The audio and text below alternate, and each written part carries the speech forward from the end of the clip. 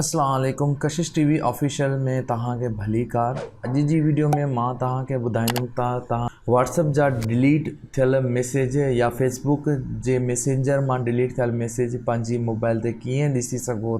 त हिन वीडियो खे एंड तक ज़रूरु ॾिसंदा। तव्हां मोबाइल में अगरि को तव्हांखे मैसेज करण खां बाद में उहो मैसेज डिलीट थो करे छॾे त तव्हां उन मैसेज खे कहिड़े तरीक़े सां ॾिसी सघो था पंहिंजी मोबाइल में।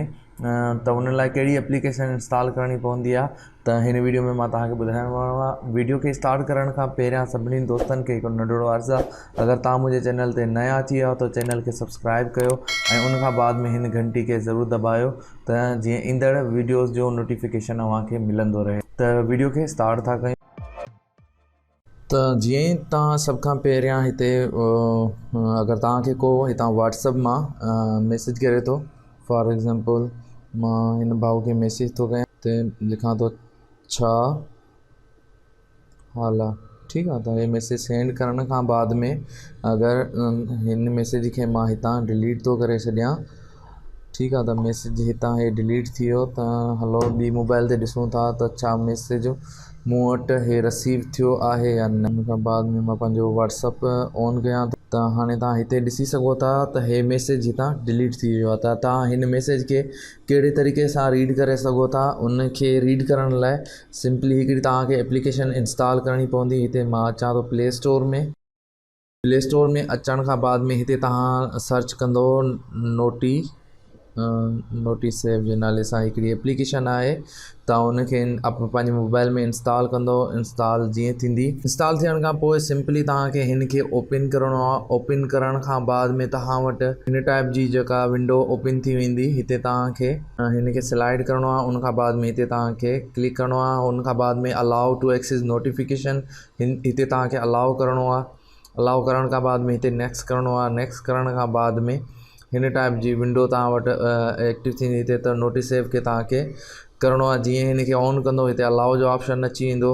उन खां बाद में सिंपल में वरी तव्हां हिकिड़ो बैक कंदो त तव्हां वटि हिन टाइप जो मैसेज अची वेंदो। तव्हां हिते अलाउ कंदो त तव्हां वटि जेतिरियूं बि एप्लीकेशन लोड हूंदियूं उहे हिते तव्हांखे स्क्रीन ते शो करे छॾंदो।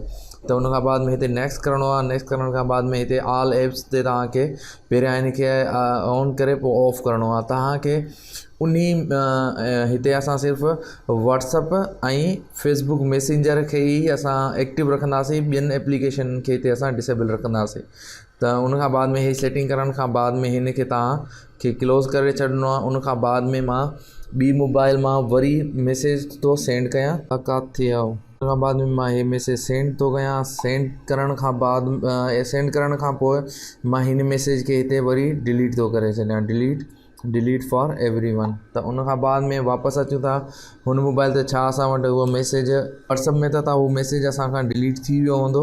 हिते तव्हां ॾिसो त मां दुबारा मैसेज सेंड कयो त उहो मैसेज हिते शो कोन थो थिए। पर तव्हां हिन खे जेका एप्लीकेशन इंस्टॉल कई नोटिसेव जे नाले सां, हिन में तव्हां जीअं ईंदो हेठि तव्हां वटि हे ॾिसी सघो था त मैसेज आयो हो हिते।